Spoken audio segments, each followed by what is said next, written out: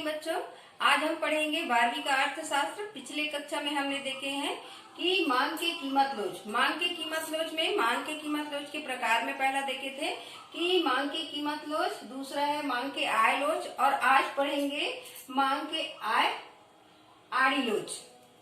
तीसरा है मांग की आड़ी लोच। मांग की आड़ी लोच क्या होता है? जब किसी वस्तु का मांग हम करते हैं तो कीमत के अनुसार उसमें परिवर्तन होता है।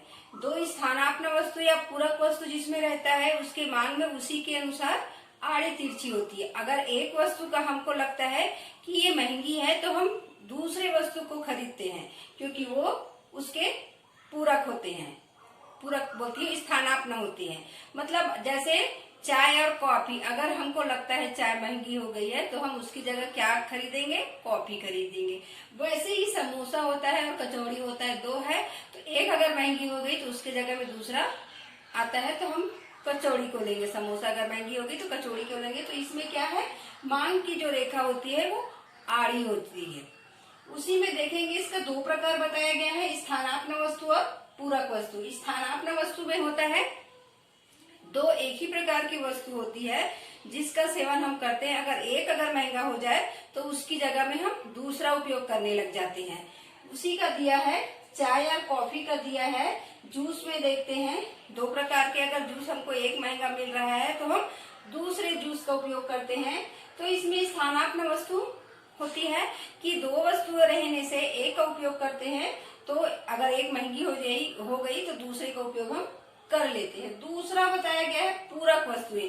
पूरक वस्तुएं में होती है एक के बगैर दूसरा का काम ही नहीं चलता। एक के बगैर दूसरे का काम, एक खरीदे तो हम उसकी जगह हमको दूसरा खरीदना ही पड़ता है। गाड़ी अगर खरीदेंगे तो उसके लिए हमको पेट्रोल खरीदना ही पड़ेगा, डीजल खरीदना ही पड़ेगा क्योंकि उसके बगैर वो चल ही नहीं सकता, कितने भी महंगे हो। तो उसमें मांग की लूज जो है आड़ी तिरछी हो जाती है क्योंकि एक को पेन खरीदे हैं तो उसके लिए स्याही खरीदना ही पड़ेगा। और हम विद्यार्थी हैं तो विद्यार्थी के लिए पुस्तक खरीदना ही पड़ेगा चाहे कितना भी महंगा हो। ठीक है, उसके बाद हम देखते हैं मांग के लोच के माप देखेंगे। माप में देखेंगे कुल व्यय विधि। पहला दिया है कुल व्यय विधि। तो कुल व्यय विधि में देखेंगे मांग की कीमत लोच इकाई से अधिक। मांग की कीमत लोच में हम देखते हैं इकाई से अधिक। जब भी हम कोई वस्तु खरीदते हैं, यदि किसी वस्तु की कीमत में अधिक होने पर उस पर किए गए कुल व्यय की वृद्धि हो जाती है और कीमत में वृद्धि होने से उस वस्तु के किए गए कुल व्यय में कमी हो जाए तो वस्तु के मांग की कमी लोच इकाई से अधिक होगी। जैसे देखते हैं इसमें चार्ट बना हुआ है, चार्ट को ध्यान देंगे। वस्तु की कीमत, मांगी गई मात्रा, कुल व्यय, मांग की कीमत लोच। जैसे 5 रुपया प्रति इकाई इसमें दिया गया है। मांग की कीमत लोच इकाई से अधिक में दिया गया है कि किसी वस्तु के कीमत में परिवर्तन का दिया है। 5 रुपये प्रति इकाई है तो मांगी गई मात्रा उसमें हम 100 पीस मांगते हैं तो उसका कुल व्यय कितना हो गया? 100 पीस का 500। ठीक है, उसी प्रकार अगर उसका कीमत कम हो गया, 2 रुपए प्रति इकाई हो गया तो मांगी गई मात्रा हम अगर कम हो गया सस्ता तो उसको अधिक खरीद लेते हैं। अधिक खरीदने से उसका कीमत 300 हम मांग कर रहे हैं, 300 मांग करने से उसकी कीमत क्या हो जाती है? 600 हो जाती है। तो क्या हो गया इसमें? कीमत कुल व्यय हमारा बढ़ जाता है। पहले 500, फिर उसके बाद कीमत कम होने से हम ज्यादा मात्रा में खरीद लेते हैं तो व्यय उसमें हमको ज्यादा करना पड़ता है तो 600 का हो गया। तो इसीलिए इसको कहा गया है व्यय विधि में मापने की विधि है। इसमें कहा गया है कि मांग की कीमत लोच इकाई से अधिक चली जाती है। जितना हम खरीदना चाहते हैं उससे अधिक चली जाती है। दूसरा भी दिया है मांग की कीमत लोच की इकाई के बराबर। इसमें इकाई के बराबर क्या इसमें कहा गया है, इसमें भी आप देखेंगे ये चार्ट बना हुआ है। उसमें पहले वस्तु की कीमत 5 रुपए प्रति इकाई थी तो उसकी मांगी गई मात्रा 100 था। उसके बाद 2 रुपए प्रति इकाई हो गई तो हम उसमें 250 खरीदे हैं। तो पहले में कुल व्यय 500 हुआ, दूसरे में भी कुल व्यय 500 हुआ। तो कम होने पर भी हम उसकी मात्रा को उतना नहीं बढ़ाते जितना बढ़ाने चाहिए, हम उतना ही व्यय कर रहे हैं। तो इसमें हम जितना पहले खरीदे थे, जितना व्यय किए थे उतना ही बाद में किए तो मांग की कीमत लोच इकाई के इसमें बराबर रहती है। तीसरा दिया गया है मांग की कीमत लोच इकाई से कम। इसमें भी चार्ट दिया हुआ है। पहले 5 रुपए था तो हम वैसे ही 100 पीस खरीदते हैं तो उसका कीमत हो जाता है 500 रुपए। फिर कम होने पर 2 रुपए प्रति इकाई है तो हम उसको यहाँ पर 200 खरीदेंगे तो 400 रुपए का होगा।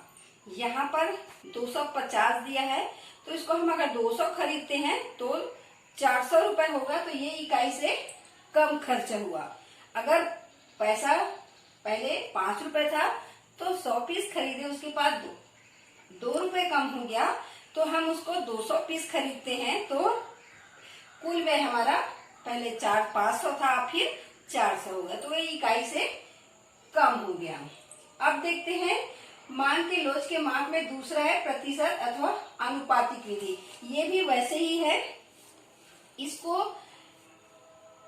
मांग की लोच को मापने की दूसरी विधि प्रतिशत अथवा आनुपातिक विधि कहलाती है। इस विधि का प्रतिपादन सबसे पहले प्रोफेसर फ्लक्स ने किया था। इस विधि के अंतर्गत मांग की कीमत लोच को मापने के लिए वस्तु की मांगी गई मात्रा अनुपातिक परिवर्तन की कीमत में हुए अनुपातिक या प्रतिशत परिवर्तन में भाग दिया जाता है। अनुपातिक या प्रतिशत परिवर्तनों को 100 से गुना करके उनका प्रतिशत निकाला जाता है। तो इसमें दिया हुआ है सूत्र मांग की लोच के इकाई से अधिक, इकाई से के बराबर और इकाई से कम। इसमें भी वही है और इसको वैसे ही प्रतिशत से भाग दिया जाता है। फिर देखते हैं स में दिया है बिंदु अथवा रेखा गणितीय विधि। फिर तीसरा दिया है बिंदु अथवा रेखा गणितीय विधि। प्रोफेसर मार्शल ने मांग की कीमत लोच को मापने के लिए बिंदु विधि या रेखा गणित विधि का भी प्रयोग किया है। इस विधि के अंतर्गत एक सीधी भाग रेखा के किसी बिंदु पर भाग की मांग की लोच कीमत लोच को मापने के लिए मांग रेखा पर बिंदु से भाग मांग रेखा के नीचे की दूरी को बिंदु से भाग रेखा के ऊपर की दूरी से भाग दिया जाता है। उसके बाद हम देखते हैं इसको मांग की कीमत लोच को प्रभावित करने वाले कारक। कारक में देखेंगे मांग की कीमत लोच को क्या क्या प्रभावित करते हैं।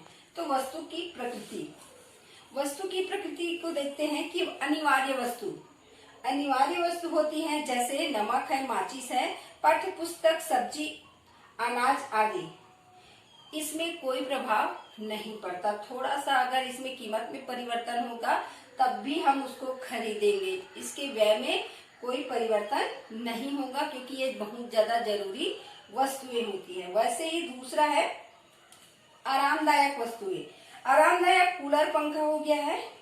इसकी ये मांग लोचदार होती है क्योंकि इसकी कीमत में कमी होने से मांग बढ़ जाती है, कीमत में वृद्धि होने से मांग कम हो जाती है।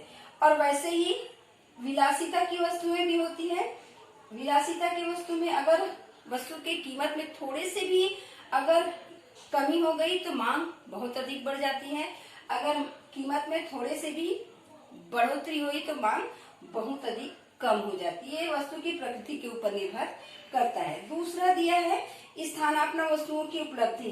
अगर कभी हम देखते हैं कि उसकी जगह दूसरे वस्तु अगर होती है तो वहां पर मांग में भी परिवर्तन होता है। अगर लगता है एक वस्तु का स्थानापन्न मतलब उसी के समान दो वस्तुओं का होना, तो एक वस्तुएं अगर हमको लगता है कि महंगी पड़ गई है, बिजली के जगह में कोयला लकड़ी का उपयोग करना या बिजली का बहुत सारा उपयोग करते हैं तो हमको लगता है कि बहुत अधिक बिल आ रहा है, कम करना है तो उसका उपयोग हम कम करेंगे।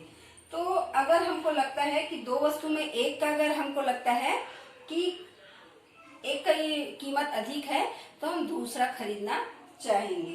तो स्थानापन्न वस्तु की उपलब्धि होने पर भी इसका असर पड़ता है। तीसरा दिया है विभिन्न उपयोगों वाली वस्तुएं।